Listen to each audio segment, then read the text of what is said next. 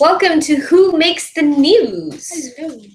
It is the part of our daily media monitoring where we talk about who, what, how, news. When, why, Why. and why not? And Sometimes. funnily enough, today we have two of the papers. For your viewing pleasure, sorry, radio audio listeners only. The Beach Times and the Sun. How exciting! Okay. So we're going to be talking about two features per paper, and Alicia's gonna walk us through it. Yeah, well, in the Fiji Sun today, there are two one proper article which caught my eye and another advert. So the article first is on page 6, and it was focusing on women in business. Yay. And not just women in business, but apparently she's been touted as Fiji's first Itaukei woman in business from the north. In the soap business. So she makes soaps from coconut oil, and it's, I think, kind of like a family sort of focused business in that she also has a husband who's employed, and she helps women in her community. But in terms of what we kind of look for in an article on women in business, so like the questions that we have on, okay, how much does she make? What is her basic kind of business understanding? What is that like? Wasn't very well articulated in the article.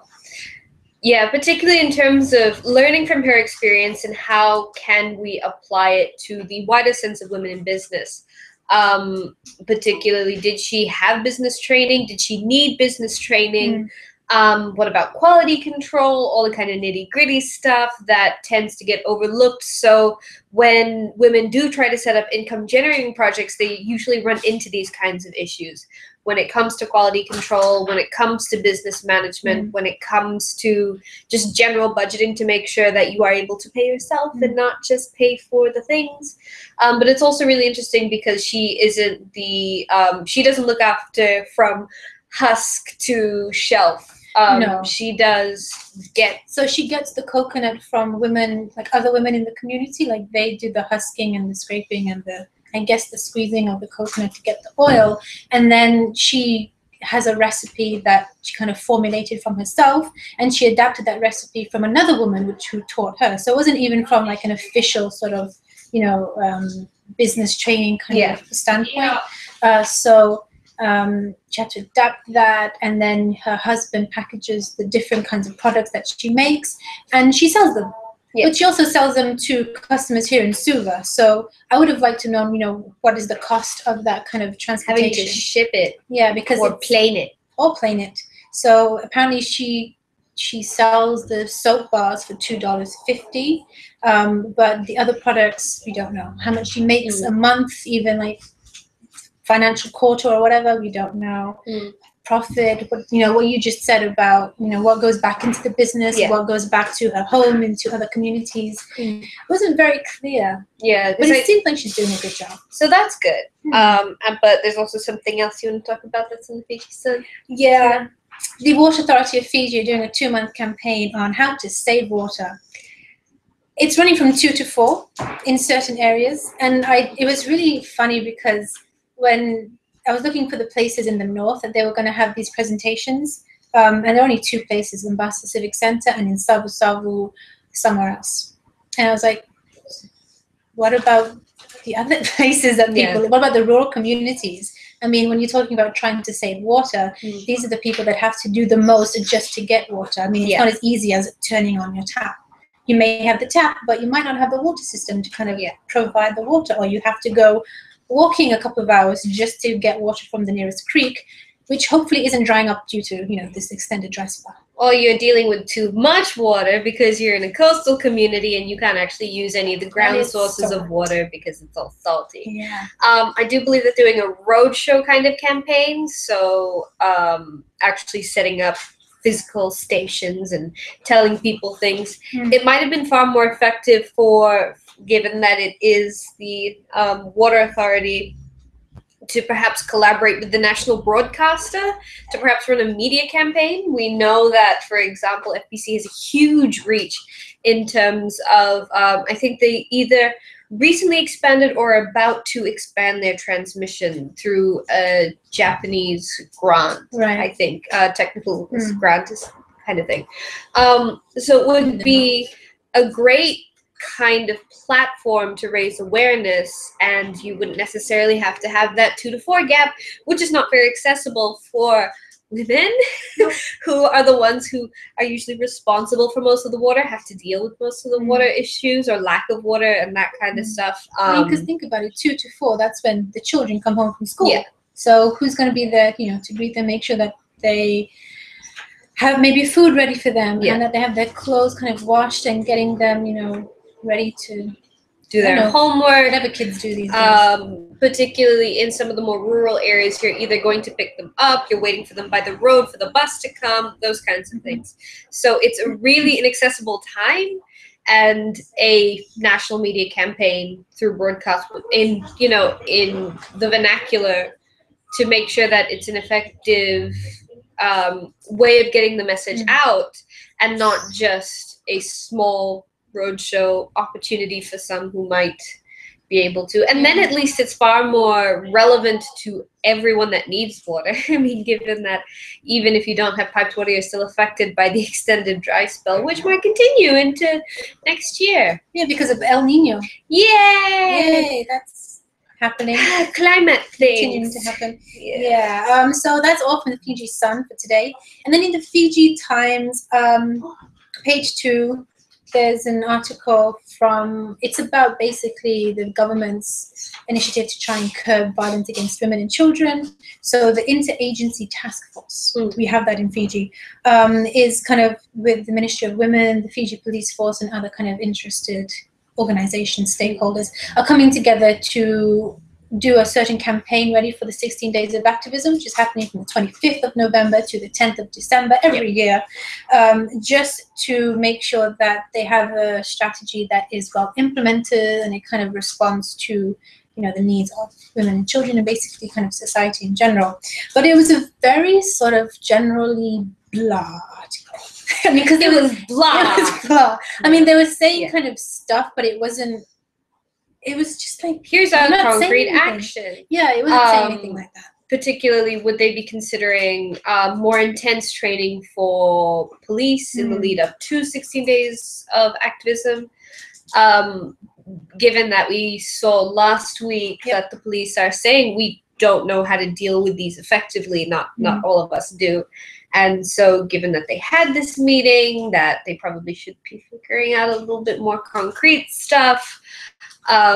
Particularly given that it's not a cause and effect, but there is some correlation. So it's not causation, it's correlation between, violence in all its forms, as well as mental health issues. And if they're thinking about running a suicide campaign, which somebody should really think about the wording of that, given I think that there is probably in the Sun today, I think a little bit of a opinion piece about the campaign around suicide. They're not really saying preventative, but they're taking a very aggressive approach. But as aggressive as your approach might be, and that might be counterproductive, but I guess it depends on different people's communication interpretations. But if you don't have the service delivery to back it up, then there's really no point to running, kind of these visibility campaigns. So at the same time, we can talk about, oh yes, we should save water.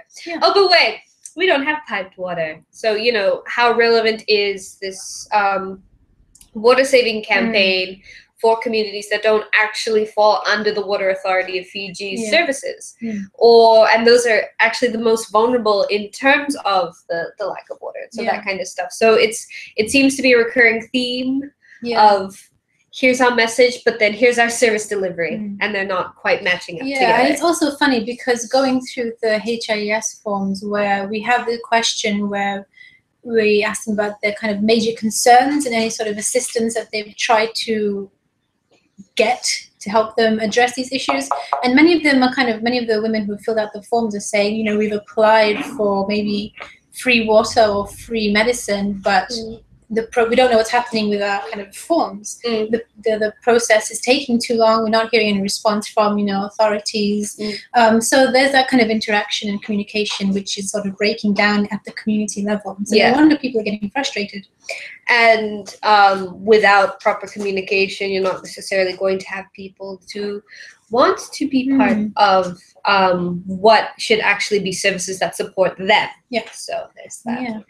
And so the final article for today is pretty much really where our kind of focus of work is for Femling Pacific on security and peace. Security and peace. Basically, page 1, and it's carried on page 3, is an article focusing on Fiji's peacekeeping force. And the kind of commander of the Royal Fiji Military Force is saying that we are ready to deploy more peacekeepers to Sinai. Yay!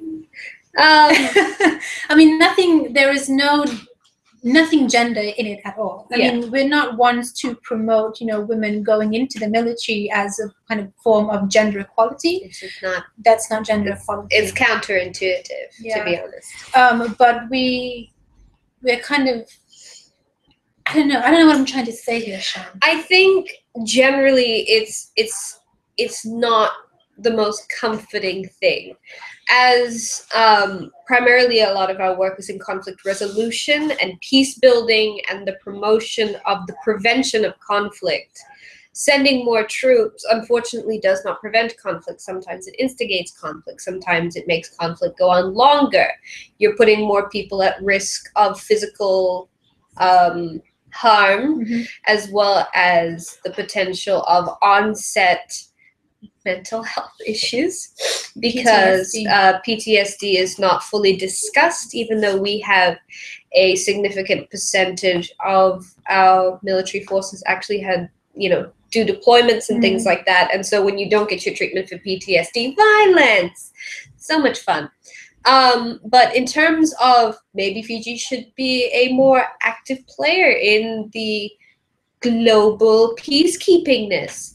And Fiji has always played a really active role, unfortunately, in global peacekeeping, because we do have a significant focus on our military. But if Fiji were to be a far more constructive global player, you think they would take more of a responsibility in the facilitating and mediation role, which is a far more appropriate response, or at least see how there could be assistance in the actual resolution of conflict instead of fueling conflict or just peacekeeping, which is kind of a misnomer in the first place. Yeah. So that's pretty much it. Yeah, but it's quite fun. It's a happy new Parliament year today. Happy new Parliament year. That made some of the news.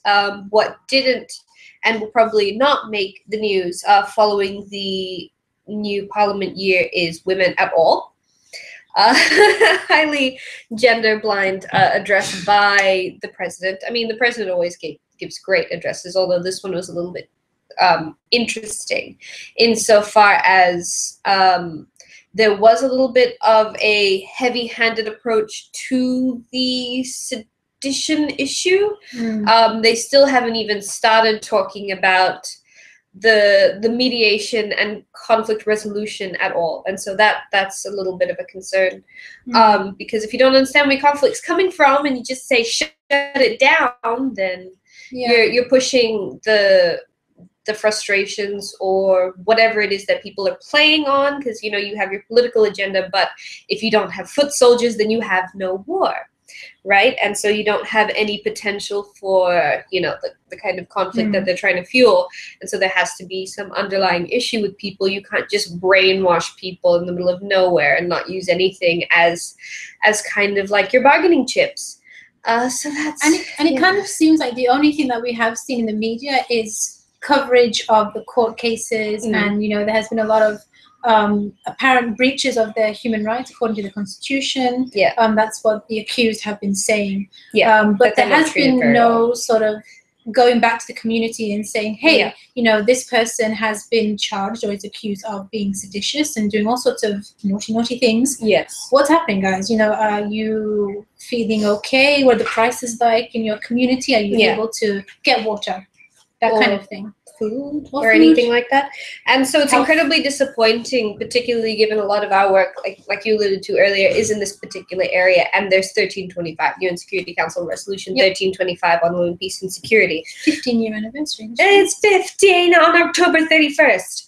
And so it basically underpins the fact that, you know, I mean, there's either 1 or 2 women that were actually taken up for sedition, but there must at least be 50 other women in that community that could play a very active role in the resolution or understanding, at least, of this, you know, unrest. And so if you're not even bothering to reach out to the community, and which should be something that you're promoting instead of necessarily just promoting shipping people off. Yeah, and saying everything's okay. Everything's fine. Our economy's growing, so it's all good. It's fine. So yes, also in terms of the address, that it was very economic focused, that development is all purely economic, is really worrying, because, I mean, it was the same on, was it Saturday paper, where it doesn't matter what you want to do, choose your career so you can make money. Yep. Basically. Your happiness means nothing. Your happiness means nothing, but money is good. What? But you think that they should be promoting finding ways of sustaining your passions. Yeah. Instead of learning how to book job, you know, or, you know, how self-employment can actually throw you into debt and then you never actually make any money in the first place. So how do you sustain business models? How do you drive innovation in your area of interest? Those are things that we should be trying to promote, not career, job. Life is not about what you want to do. I don't know. I mean, yeah.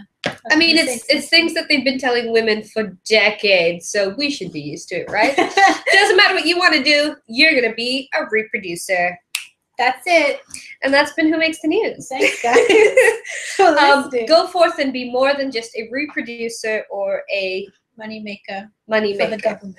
Or even, you know, the instigator of the reproducing. Be aware. Be safe. Particularly because HIV/AIDS there is no particular vulnerable group anymore. It has unfortunately, well, not everyone has it, but the vulnerable groups are less and less easy to define at the moment. So basically, if you're sexually active and you have unprotected sex, you are just as at risk to get HIV as if you're just sexually active. Yeah. So HIV does not wrap it up. Yeah, so that is it for Who Makes the News today. If you have any comments about whatever we've talked about in this session, you can always give us a call on 33-18160, or alternatively send your email to info@femlinkpacific.org.f. Right. We also have a Facebook page, facebook.com/FemlinkPacific, and our website, www.femlinkpacific, that's FEMLINK Pacific.org.fj, which is a great place. And in terms of a hub, we can find our Facebook page, our Twitters, our YouTubes, all the things, as well as links to profiles of some of the women leaders in our rural centers, as well as some of our more recent policy documents. Yep, so check those out, get yourself reading, and gender equal. Yeah, bye.